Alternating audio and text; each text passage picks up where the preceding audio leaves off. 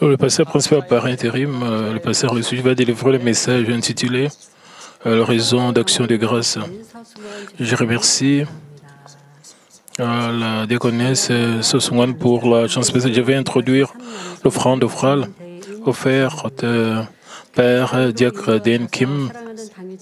Je donne reconnaissance le gloire à Dieu qui m'a conduit dans cette église précieuse et a permis que je rencontre notre pasteur principal. Merci pour m'avoir aidé d'avoir l'espoir de la Nouvelle Jérusalem avec le message et la grande puissance. Je remercie aussi le pasteur principal par intérim pour le message de vie et aussi à Madame Libongnim qui nous guide à prier avec ferveur pour la célébration de ma 17e anniversaire selon mon enregistrement à l'église. Je donne cette offrande florale. Le diacre Den Kim est très reconnaissant qu'il a rencontré cette église et le berger. Et quelle raison de remerciement je pense que vous avez aussi des raisons de remerciement. Comme nous clôturons la première moitié de cette année et nous commençons la deuxième moitié, nous avons une saison spéciale, la fête de la moisson, où nous examinons la première moitié de l'année et nous remercions le Seigneur. Nous sommes reconnaissants pour les salis, nous sommes reconnaissants pour les bénédictions et la guérison. Nous avons plusieurs raisons de remerciement. Ces raisons de remerciement, nous devons remercier le Seigneur de plusieurs manières, mais le Seigneur va nous rendre avec plus de bénédictions. Le titre d'aujourd'hui, c'est la raison d'action de grâce. Combien de raisons d'action de grâce vous avez? Est-ce que vous trouvez 100 raisons de remerciement? J'espère qu'à travers ces messages, vous allez réaliser et combien de raisons de remerciement vous avez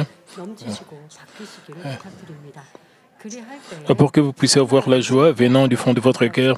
Alors, vos épreuves et vos tests vont disparaître, vous aurez des bénédictions et des réponses.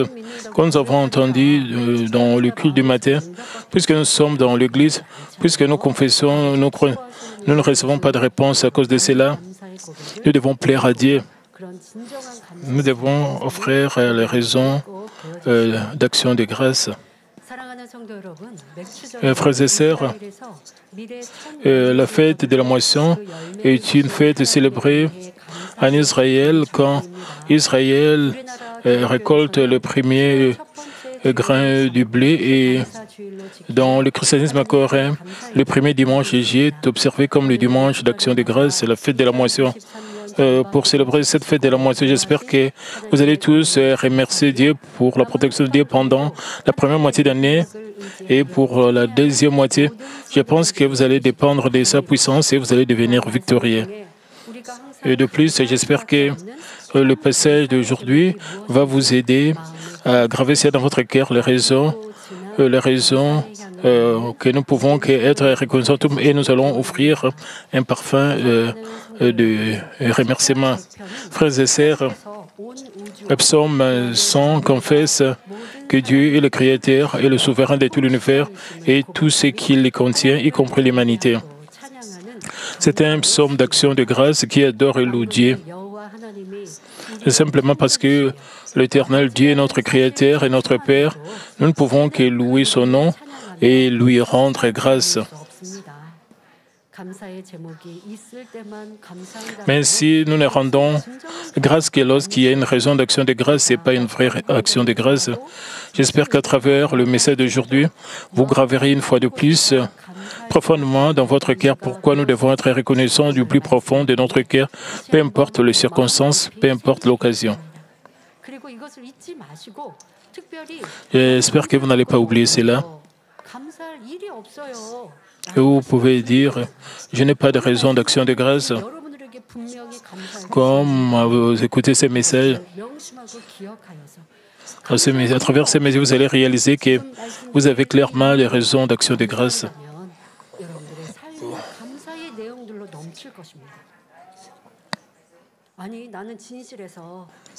Vous pourriez dire,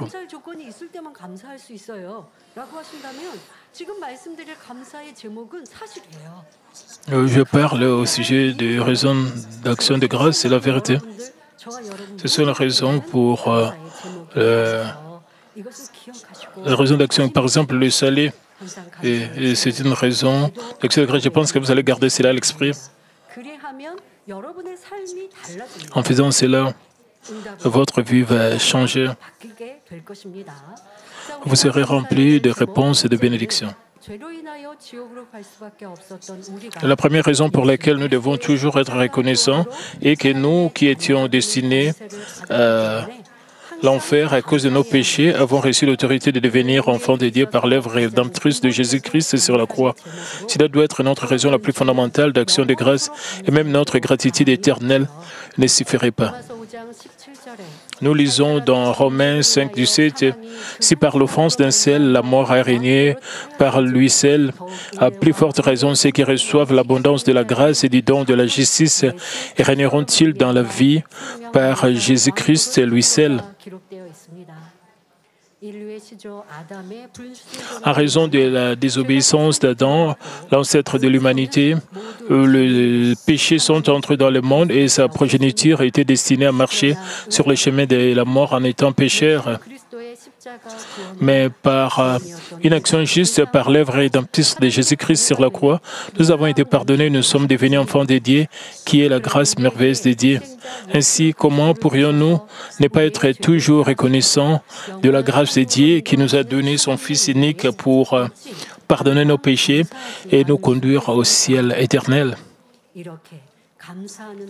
Rester reconnaissant ainsi est un acte de foi spirituelle. Si nous croyons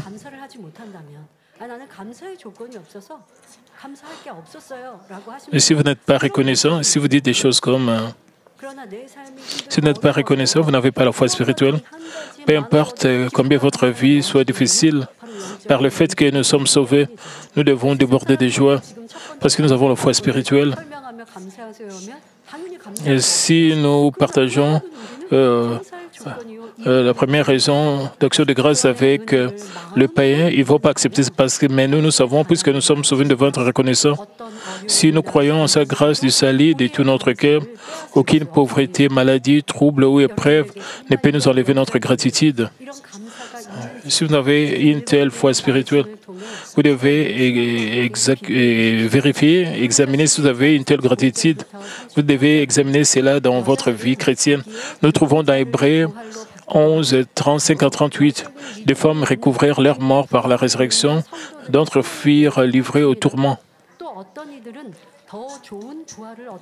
Et n'acceptèrent point de délivrance afin d'obtenir une meilleure résurrection. D'autres subirent les moqueries et le fouet, les chaînes et la prison. Ils furent lapidés, sciés, torturés. Ils moururent tués par l'épée. Ils allèrent ça et là vêtus de peaux de brebis et de peaux de chèvres, dénués de tout, persécutés, maltraités, et dont le monde n'était pas digne, errant dans le désert et les montagnes, dans les cavernes et les antres de la terre.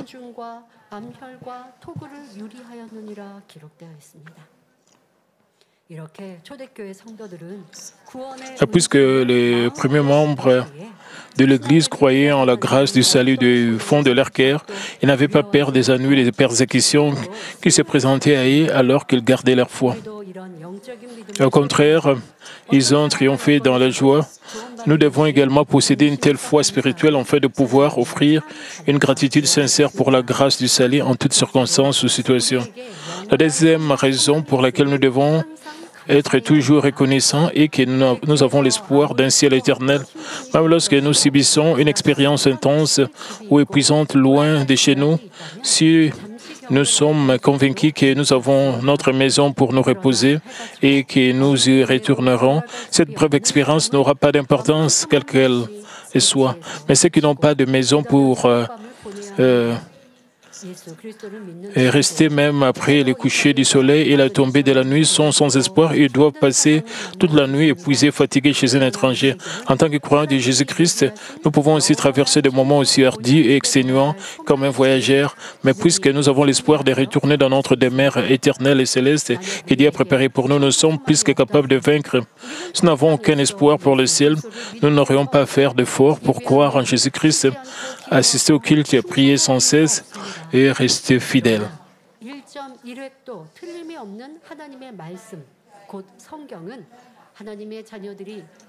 Mais la Bible, la parole de Dieu, c'est-à-dire sans une seule erreur, parle évidemment du ciel où les enfants de Dieu vivront pour toujours. Dans cette Église, Dieu a partagé de grands détails sur le ciel. Ainsi, nous ne les considérons pas vaguement comme un bel endroit. On nous a enseigné chacune de ces demeures, leur gloire, leur récompense et comment nous pouvons être qualifiés pour entrer dans la ville de la Nouvelle Jérusalem, le meilleur endroit du ciel. Toutes les paroles de la Bible ont été et sont accomplies telles qu'elles sont mentionnées. Les choses qui n'ont pas encore été accomplies sont l'enlèvement du Seigneur dans les airs, le banquet de mariage dans les airs, les royaumes millénaires, le jugement du grand trône blanc, l'entrée au ciel éternel, etc. Et ces nombreux événements restent à être déployés, à se dérouler. Nous devons savoir que, comme le rapporte la Bible, le ciel et l'enfer sont réels et que tous les hommes seront jugés entre le bien et le mal et qui finiront soit par la vie éternelle au ciel, soit par le châtiment éternel en enfer. C'est à nous de décider si nous jouirons d'une joie éternelle au ciel où il n'y a pas de chagrin, de larmes, de douleurs, de mort, ou si nous souffrirons terriblement dans le fait inextinguible de l'enfer pour l'éternité. Une fois que Dieu appelle notre âme, même maintenant, vous faites votre propre choix avec foi. Si vous recevez cela avec foi, vous recevez le ciel, mais qui ne reçoit pas cela, ils ne garderont pas les sabbats. Et si vous venez à l'église physiquement, si vous venez à l'église à Contrecœur, vous êtes en train d'errer entre le ciel et l'enfer. Vous êtes en train de faire le choix de vous-même. Le ciel n'est pas un endroit imaginaire. Vous n'allez pas dire, je vais bien connaître cela après la mort. Non. Le ciel est réel. Dans cette église, par la puissance de Dieu, les maladies ont été guéries.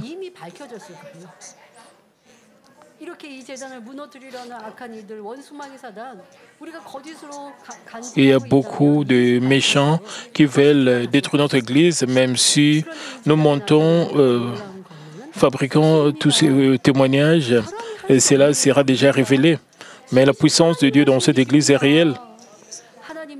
Et toutes ces choses sont accomplies par Dieu lui-même.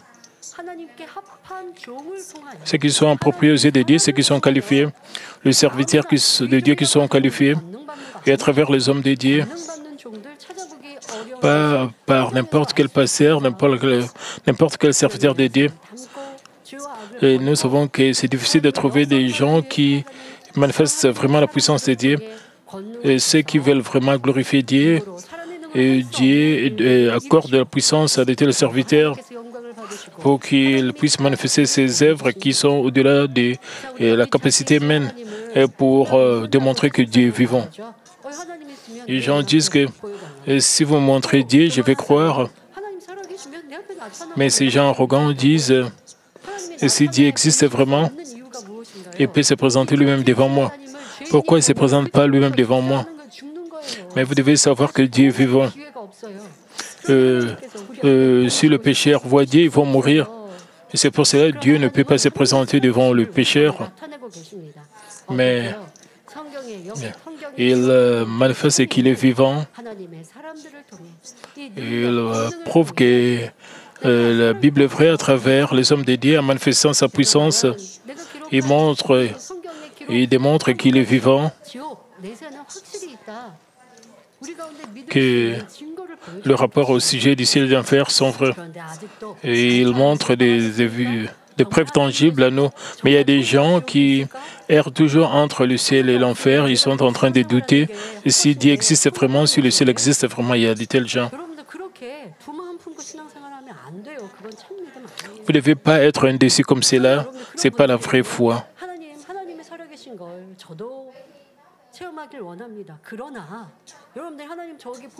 Vous devez confesser.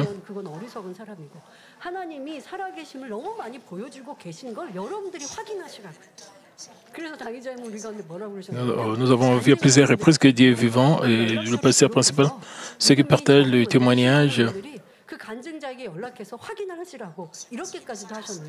Le pasteur principal m'a suggéré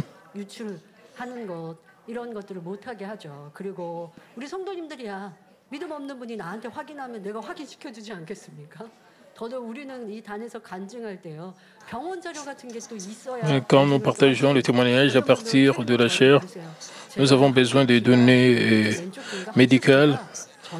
L'un des membres de l'Église, l'une de mes oreilles était sourde et je pouvais seulement écouter avec l'autre oreille. Et je vivais de manière inconfortable. Quand nous menons notre vie chrétienne, nous recevons toujours la prière pour la malade. Et il marchait sincèrement avec le Seigneur avant de réaliser. Elle a commencé à écouter avec l'oreille qui était sourde.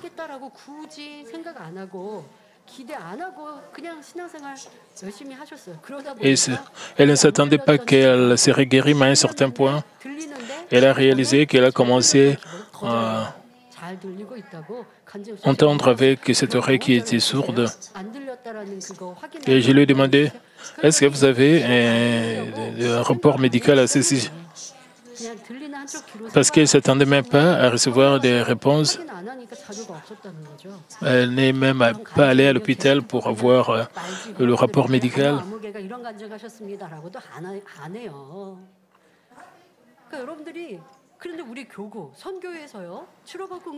Vous savez, il y a beaucoup de gens qui ont été guéris. Il y a beaucoup de gens qui, vous voyez, à travers le documentaire Mami Magazine, vous pouvez les voir, leur poser des questions. Et si c'est vraiment vrai, c'est réel, c'est la preuve du Dieu et le Père, c'est l'existence aussi du ciel et de l'enfer. Pourquoi vous devez faire des choses à contre-cœur? Vous devez choisir le ciel du fond de votre cœur. Une fois que notre Dieu appelle notre âme, notre corps se décomposera et se transformera en une poignée de poussière. Si nous sommes sauvés, nous entrerons dans notre demeure céleste au ciel. Mais si nous ne sommes pas sauvés, nous tomberons en enfer. En fait, ayant été sauvés en croyant en Jésus-Christ, nous entrerons au ciel. Ainsi, étant joyeux et reconnaissants, nous pouvons ardemment venir devant Dieu. L'apôtre Paul a confessé dans 2 Corinthiens 5:1, nous savons en effet que si cette tente où nous habitons sur la terre est détruite, nous avons dans le ciel un édifice qui est l'ouvrage de Dieu, une demeure éternelle qui n'a pas été faite de main d'homme.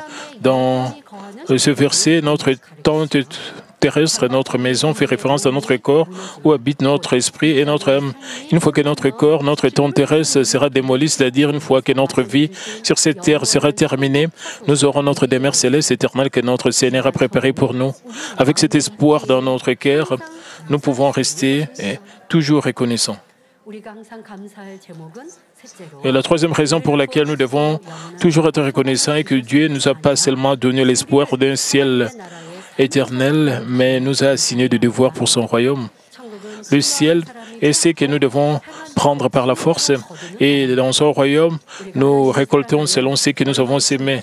Combien nous aimons Dieu, luttons contre le péché jusqu'au sang, atteignons la sanctification et changeons-nous. Nous nous changeons dans la vérité, détermine nos demeures célestes et notre gloire et du fer. De plus, selon la mesure dans laquelle nous agissons par la foi et la fidélité avec laquelle nous travaillons pour son royaume, nos récompenses éternelles et célestes.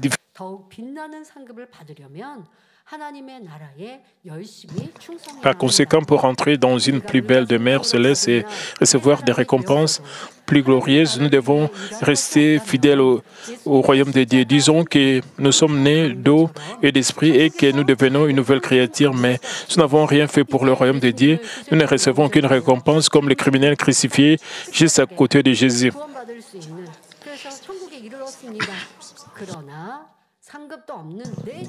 Ce criminel qui était à côté de Jésus, et il n'a rien fait, mais il a seulement accepté le Seigneur jusqu'après, avant sa mort, et il pouvait qu'aller au paradis. Mais comme dit 1 Corinthiens 3, 9, car nous sommes ouvriers avec Dieu, vous êtes le champ de Dieu, l'édifice de Dieu. Dieu qui nous a sauvés, nous a appelés à devenir un ouvrier pour son royaume, il nous a assigné des devoirs. Par conséquent, en tant qu'ouvriers de Dieu, il est naturel que nous chérissons nos devoirs et que nous nous engageons à accomplir ces œuvres et que nous restions fidèles.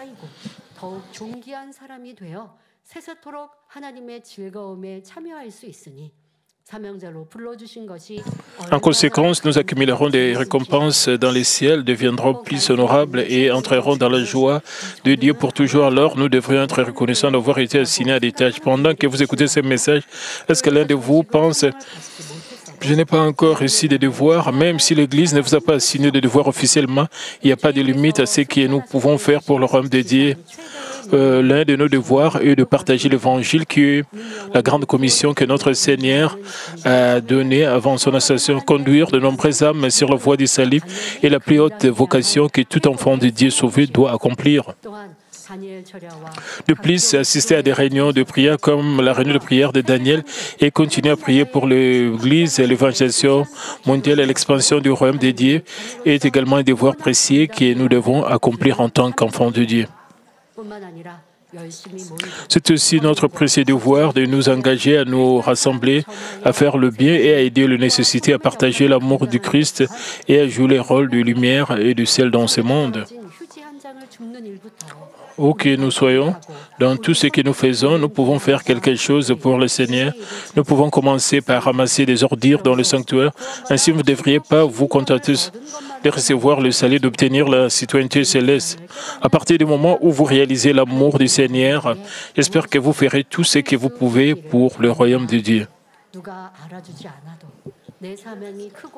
Même si personne ne vous reconnaît, même si votre devoir ne semble pas grand, personne ne peut juger votre devoir. Tout ce que nous faisons pour Dieu devient une récompense. Il y a des devoirs remarquables, mais il y a d'autres devoirs qui ne sont pas remarquables. Mais Dieu se souvient de tous nos actes. Ceux qui aiment vraiment Dieu du fond de leur cœur, et quand nous restons fidèles dans la présence même de personnes où il n'y a personne, Dieu sera très content. De cette manière, nous allons rendre notre âme prospère, nous allons recevoir plus. Si personne ne reconnaît nos devoirs, quelqu'un abandonne son devoir et nous voulons prendre un repos, non. Si vous abandonnez votre devoir, vous perdez la plénitude dans plusieurs cas, parce que Dieu n'est pas content de cela. Si vous abandonnez votre devoir de vous-même en disant que j'ai besoin de repos, jusqu'à ce que nous entrerons au ciel, nous ne devons pas nous reposer. Le pasteur principal, une fois dit, quelqu'un voulait se reposer pour son devoir donné par le Seigneur. Le pasteur principal lui a dit, vous pouvez vous reposer quand vous irez au ciel. C'est ça l'amour. Il a dit cela par amour. Madame Le Bongnim, une fois aussi a dit qu'il voulait se reposer. Mais le pasteur principal lui a dit, est-ce que c'est vraiment nécessaire? Alors, le pasteur principal voulait qu'elle continue à accomplir son devoir. Mais à ce moment-là, Madame Li Bongnim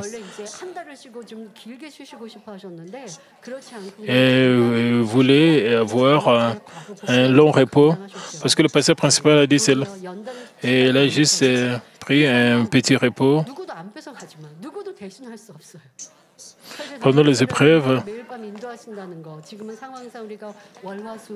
qui peut diriger la prière de Daniel comme cela? Maintenant, nous avons la réunion de prière de Daniel en direct le lundi, le mardi, le mercredi. Et Madame Le Bongnim avait l'habitude de conduire la prière de Daniel chaque jour, mais à cause de certaines situations, elle dirige la prière de Daniel en direct seulement 3 fois par semaine. Même si elle a plus de 70 ans, elle continue à accomplir son devoir. Elle s'accroche à son devoir et elle est reconnaissante devant l'Éternel. Elle offre toujours des actions de grâce et elle est reconnaissante qu'elle peut prier et qu'elle est capable d'être changée à travers la prière et elle bénéficie d'une bonne santé à cause de la prière. Avec le passage du temps, elle a plus d'actions de grâce du fond de son cœur. Mais ceux qui ont du devoir, combien vous devez être reconnaissants? Nous devons travailler encore plus dur. Il y a certaines personnes qui ne nous aiment pas, qui ne comprennent pas, qui ne sont pas d'accord avec nous. Nous pouvons être bouleversés, mais en accomplissant votre devoir, vous devez vous repentir. Vous devez enlever un tel cœur. À cause de notre devoir, nous devons plus changer.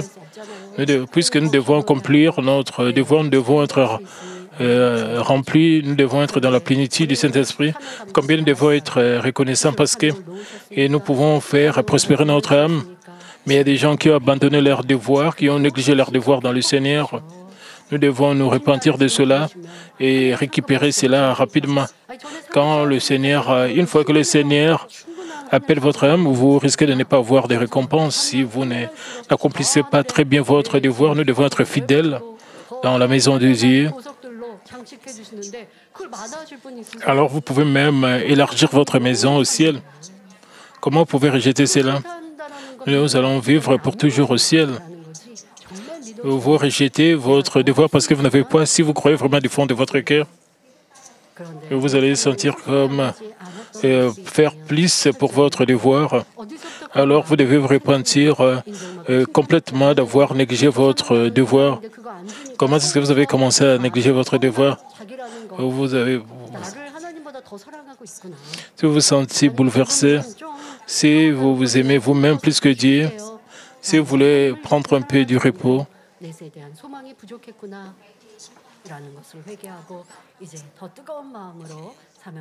vous devez vous repentir. Vous devez chérir votre devoir et vous devez l'accomplir avec plus de ferveur. À partir d'aujourd'hui, j'espère que vous prierez plus sérieusement, partagerez l'Évangile, remplirez avec succès vos devoirs et ferez diligemment des choses qui plaisent à Dieu, accumulant ainsi plus de récompenses aussi en tant que chrétiens bénis. La quatrième raison pour laquelle nous devons toujours être reconnaissants est que lorsque nous agissons par la foi, en nous appuyant uniquement sur la parole, nous pouvons expérimenter l'œuvre de Dieu qui rend possible des choses impossibles et qui rend possible des choses encore plus possibles.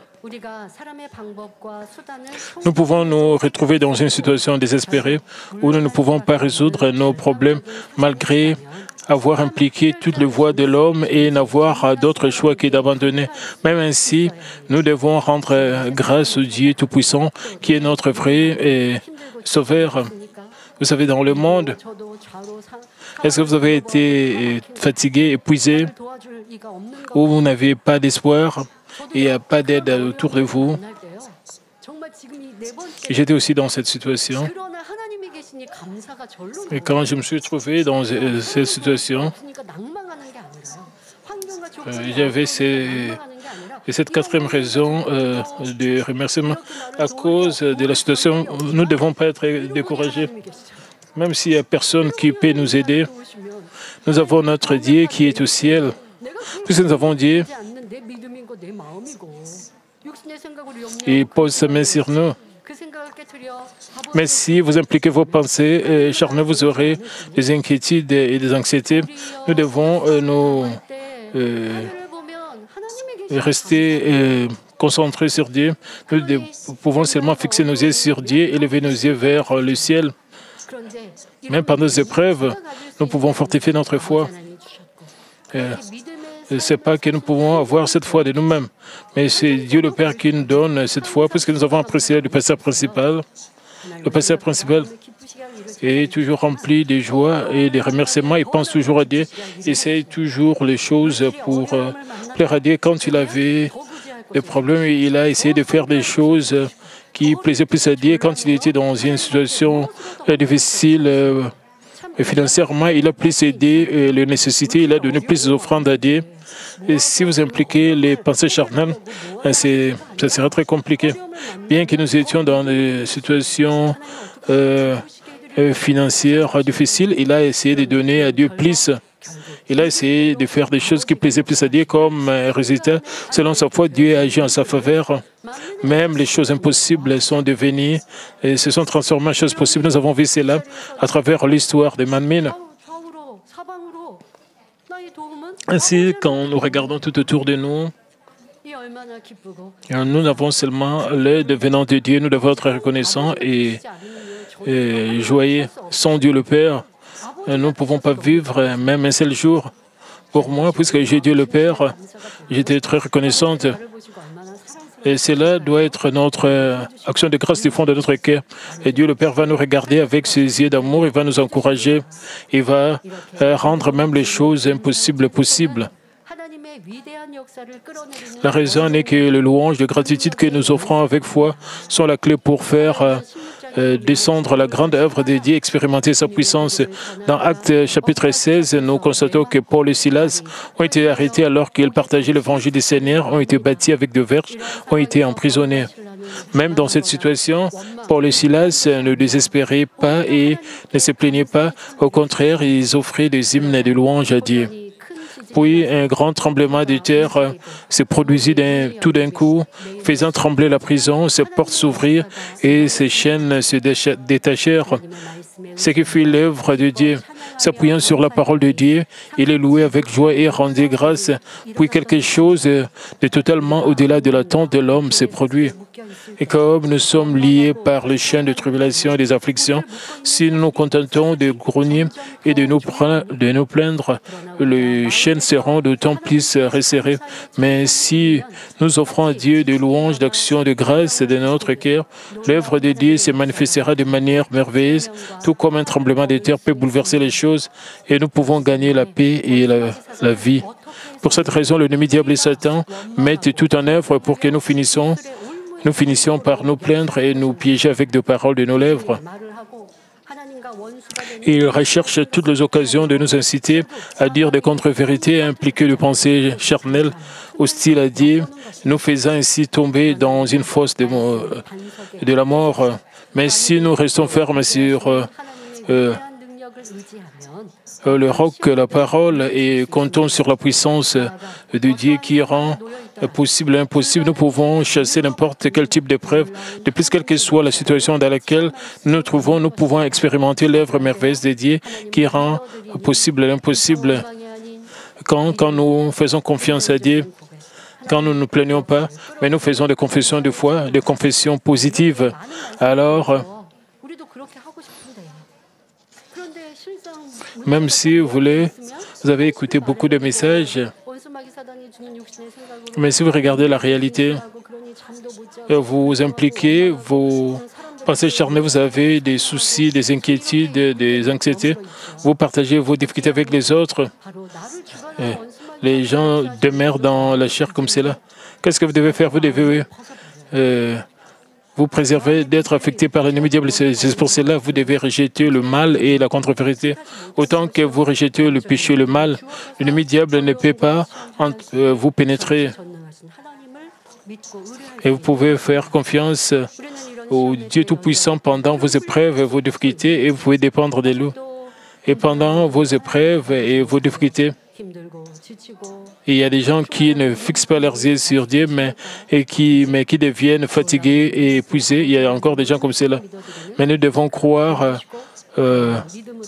vraiment croire au Dieu Tout-Puissant. Je pense que vous allez remercier Dieu le Père pour cela aussi. Frères et sœurs, comme Éphésiens 5:20 nous dit, rendez continuellement grâce pour toutes choses à Dieu le Père, au nom de notre Seigneur Jésus-Christ. La volonté de Dieu pour nous est que nous nous appuyons sur sa parole et rendons grâce à toutes circonstances en faisant confiance à sa toute puissance, que nous soyons prospères ou non, que nous soyons heureux ou tristes, que nous voyons des avantages ou des dommages, nous devons rester reconnaissants. La raison en est que le Dieu Tout-Puissant est notre Père qui veut nous donner à nous, ses enfants, de bonnes choses. Ainsi, alors que nous lui confions notre vie sur cette terre, notre vie éternelle dans l'au-delà, vous pouvez dire des choses, pourquoi Dieu m'a donné des problèmes, des épreuves. Une fois que vous avez commis des erreurs, pourquoi vous ne devez pas vous plaindre, dire pourquoi vous me donnez des problèmes. Et les membres de ma mine disent que Dieu ne vous pousse pas à avoir des problèmes. Vous avez des problèmes parce que vous avez vous-même commis des erreurs. Vous ne pouvez pas dire des choses. Dieu, pourquoi vous ne m'avez pas protégé de tomber, de glisser. Même si vous tombez, vous devez être reconnaissant parce que peut-être vous n'avez pas souffert d'une grande blessure. Dieu le Père nous donne seulement de bonnes choses. C'est un Dieu d'amour. Ainsi, comme nous lui confions notre vie sur cette terre et notre vie éternelle dans l'au-delà, Dieu qui connaît toutes choses nous guidera pour obtenir le meilleur résultat.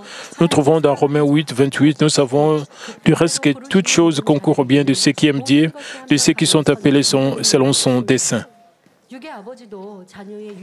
Alors que le Père font toutes sortes d'efforts pour le bien de leurs enfants, pourquoi notre Dieu le Père, qui a même abandonné son Fils unique, ne nous fournira-t-il pas ce dont nous avons besoin?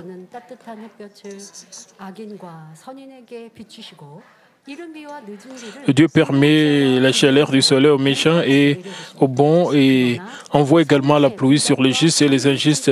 Mais ce ne sont que ces enfants sauvés que Dieu garde en sécurité avec le lumière ardent du Saint-Esprit, l'armée céleste et les anges et ses yeux enflammés qu'il protège de maladies et des accidents et qui conduit toujours à prospérer.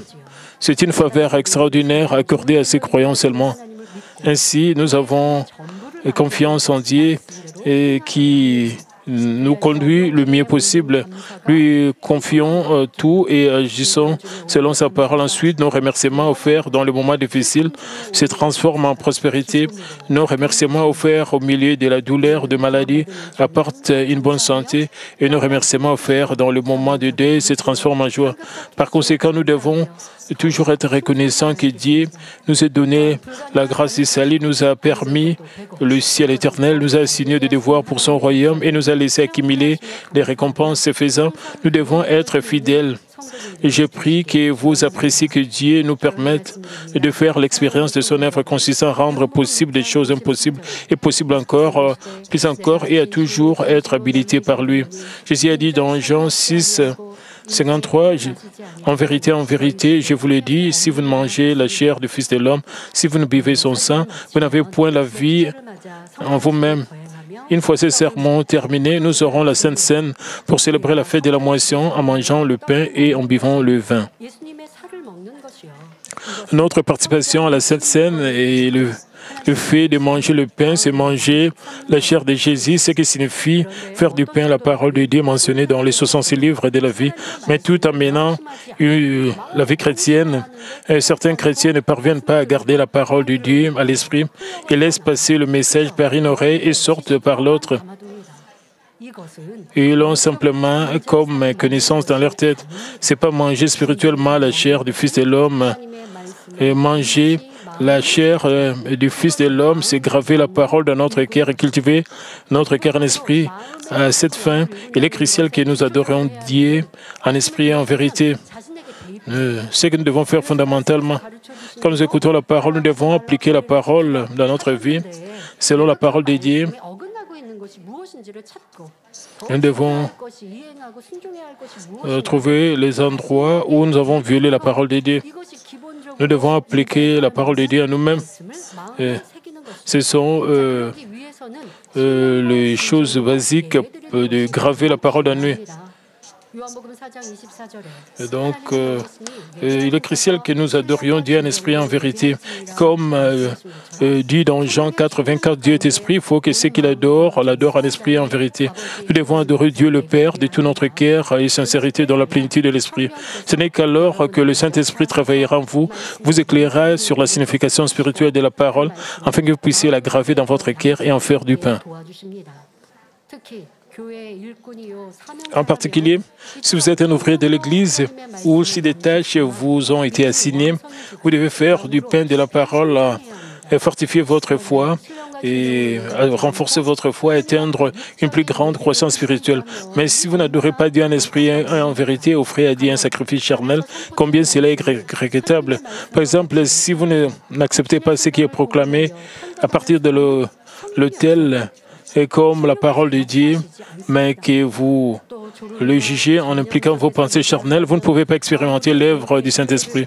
De plus, si vous endormez ou vous avez des pensées vaines pendant le culte, peu importe depuis combien de temps vous fréquentez l'Église, cela ne sert à rien spirituellement.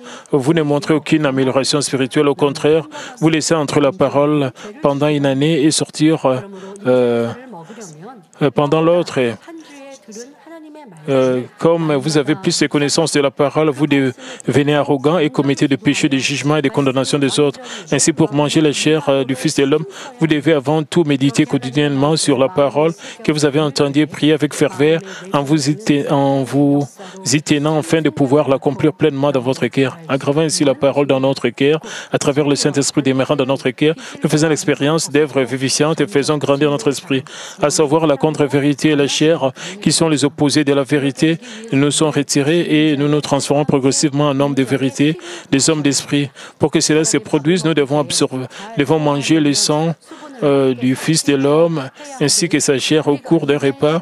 Nous devons prendre de l'eau pour une bonne digestion. De la même manière, lorsque nous mangeons la chair du Fils de l'homme, nous devons nous assurer de boire également son sang. Comme dit dans 1 Corinthiens 11, 25, « Cette coupe est la nouvelle alliance à mon sang.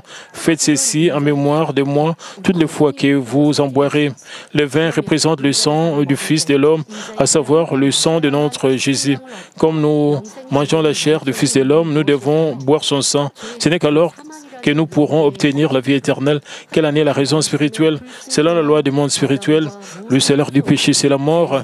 Adam, qui a désobéi à la parole de Dieu et sa progéniture, étaient tous destinés à la mort éternelle, l'enfer en tant que pécheur. Quiconque veut éviter le jugement de l'enfer et gagner la vie éternelle doit résoudre le problème du péché. Nous trouvons dans Lévitique 17, 14, « Car l'âme de toute chair, c'est son sang qui est en elle. » Hébreux 9, 22 aussi nous dit, sans effusion de ça, il n'y a pas de pardon. Selon ce verset, pour que nous soyons pardonnés, que nous échappions à la mort éternelle et que nous gagnions la vie, il doit y avoir une effusion de sang qui s'identifie à la vie. Et cela signifie que nous devons vraiment saigner. Est-ce que quelqu'un doit saigner pour nous? Ce n'est pas parce qu'un pécheur verse son sang qui peut accorder le pardon. Ainsi, le sang qui peut donner le pardon est du sang sanctifié sans aucun péché. Parmi les personnes nées en tant que descendants d'Adam, qui est sans péché, mais il y a celui qui est né en tant qu'homme, mais conçu par le Saint-Esprit, n'est ainsi aucun péché originel et péché volontaire. Seulement notre Seigneur Jésus-Christ, seul son sang précieux est plus que capable de pardonner nos péchés. Ainsi, pour nous racheter de nos péchés, Jésus a été pendu sur la croix et il a saigné à mort. En tant que chrétiens qui croient en ses faits et qui ont accepté notre Seigneur, comment devrions-nous vivre?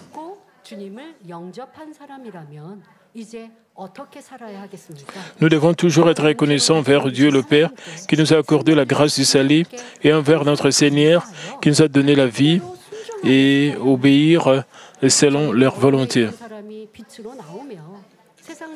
Si nous vivions dans les ténèbres, nous devons sortir dans la lumière. Si nous avions l'habitude de poursuivre la convoitise du monde, nous devons rechercher la gloire de Dieu. Si nous avions l'habitude de commettre le péché et l'injustice, nous devons pratiquer la bonté et la vérité et mener une vie juste. C'est ainsi, une vie juste et une vie intègre, c'est ainsi que nous buvons spirituellement le sang du Fils de l'homme.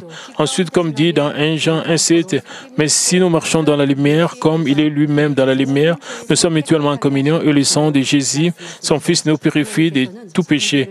Dieu nous reconnaîtra comme ses enfants et nous purifiera par le sang de notre Seigneur. De plus, nous pouvons entrer dans le beau ciel, profiter de la vie éternelle et vivre dans une gloire éblouissante. Ainsi, nous devons boire assidûment le sang du Fils de l'homme.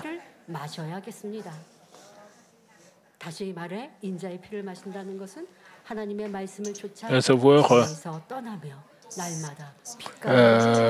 boire le sang du Fils, c'est se débarrasser de péché et marcher dans la lumière à travers la Sainte Seine d'aujourd'hui. J'espère que vous serez remplis avec une profonde gratitude qui nous a sauvés et Dieu le Père et qui nous a donné la vie victorieuse. Et je prie au nom de notre Seigneur que dans la deuxième moitié de cette année, vous allez déborder des joies et des bonheurs et vous allez seulement glorifier Dieu avec des réponses et des témoignages. Prions tous concernant ce message. Père éternel, merci. Nous te remercions encore pour cette fête de la nation. Nous sommes très reconnaissants pour la grâce des salis. Nous sommes très reconnaissants pour toutes choses, pour ta protection. Merci parce que tu nous as protégés. Tu as été avec nous pendant les moments même difficiles, Père. Merci. Permets que nous puissions toujours rester, Père, que nous puissions toujours fixer nos yeux sur toi, parce que tu es la solution à tous nos problèmes, Père.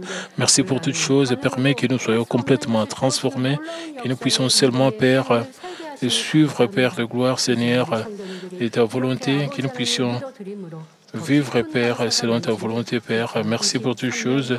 Permets que nous puissions toujours te plaire. Père, sois glorifié, sois magnifié pour toutes choses, parce que tu es notre Père. Au nom de notre Seigneur Jésus-Christ, Père de gloire, Seigneur, et permets que nous puissions toujours te remercier, que nous puissions toujours, il y a plusieurs raisons de remerciement, Père. Merci pour toutes choses. Au nom de notre Seigneur Jésus-Christ, je prie. Amen. Maintenant, nous allons recevoir la prière pour le malade du pasteur principal. Si vous êtes malade, posez vos mains sur vos parties malades. Si vous n'êtes pas malade, posez votre main sur votre poitrine pour recevoir le désir de votre cœur et recevez cette prière avec foi. Alléluia, Père Dieu, Dieu d'amour, Dieu Tout-Puissant. S'il te plaît, pose ta main sur tout le croyant qui reçoit cette prière maintenant. Montre tes œuvres transcendant le temps et l'espace sur tout ce qui reçoit cette prière, sur GCN, sur Internet, via satellite des églises branches et sanctuaires locaux, et surtout d'enfants de Dieu partout à travers le monde. Donne-leur la foi de croire du fond de leur cœur. Chasse tout ce qui est pensée négative et doute. Chasse tout ce qui est épreuve. Depuis jusqu'à la terre, les parties internes de jointure, le tissu, les cellules, quel que soit le parti malade, consume-les avec le feu du Saint-Esprit et avec la lumière originelle. Et au nom de Jésus-Christ, j'ordonne à l'ennemi diable et Satan, toutes sortes de maladies, germes, virus, infirmités, quittez-les, que la lumière brille. S'il te plaît, consume toutes leurs maladies en phase terminale et maladies incurables avec le feu du Saint-Esprit. Et chasse toutes les maladies endémiques, y compris la malaria, toutes les maladies contagieuses telles que le rhume, la grippe et la fièvre, quittez-les, protégez de toutes sortes de germes et de virus. Et guéris-les de tout ce qui est cancer d'estomac, des poumons, des seins, d'intestin, sida, leucémie, apoplexie cérébrale, hypertension, hypotension, diabète, problèmes de thyroïde, de cœur, de poumons, maladies des femmes et toutes sortes d'inflammations, quittez-les. Et guéris tout ce qui est polio, AVC, arthrite, hernie discale, douleurs dorsales, maux de tête, névralgie, et toutes sortes de douleurs puissent disparaître. Épilepsie, autisme, dépression, névrose, autres maladies mentales, quittez-les. Toutes sortes de paralysies soient guéries, que le paralytique se lève et marche, que leurs yeux puissent bien voir, que les oreilles puissent bien entendre, que les aveugles voient, que les muets parlent, que les sourds entendent. Guéris-les de tout ce qui est effet secondaire, de toutes sortes d'accidents, guéris leurs os fracturés, restaure tout ce qui est brûlé, permet que la sensation des chaleurs puisse disparaître. Et Père, permet qu'il n'y ait pas de cicatrices qui restent. Et soyez purifiés de toute dépendance à la drogue, à l'empoisonnement et aux mauvaises substances. Et que le tissu mort et le ciel mort soient régénérés. Ramène les morts à la vie. Donne à tes enfants la bénédiction de la conception. Et recevez la bénédiction de la conception. Au nom de Jésus, que j'ordonne à l'ennemi diable et Satan, les principautés de la puissance de l'air, les mauvaises forces dans le lieu céleste et leurs serviteurs, quittez-les. Et quittez-les, esprit impur, esprit faux, esprit trompeur, esprit de séparation et toute force des ténèbres. Ce que chaîne de message soit brisée, ténèbres, quittez-les, que la lumière brille. Père Dieu, donne à tes enfants la force de crier dans la prière et la puissance de rejeter le péché pour devenir sanctifiés. Comme leur âme prospère, permet que tout meurtre bien vécu et que leur famille soit évangélisée. Protège-les de toutes sortes d'accidents et de désastres tout au long de cette semaine et bénis-les pour mener une vie prospère sans aucun problème. Avec le ferdon du Saint-Esprit, l'armée céleste et les anges, et avec tes yeux enflammés, protège tous tes enfants, leurs familles, leurs lieux de travail et leurs affaires. Donne aux étudiants la sagesse et l'intelligence, donne-leur la ferveur et la passion de bien étudier.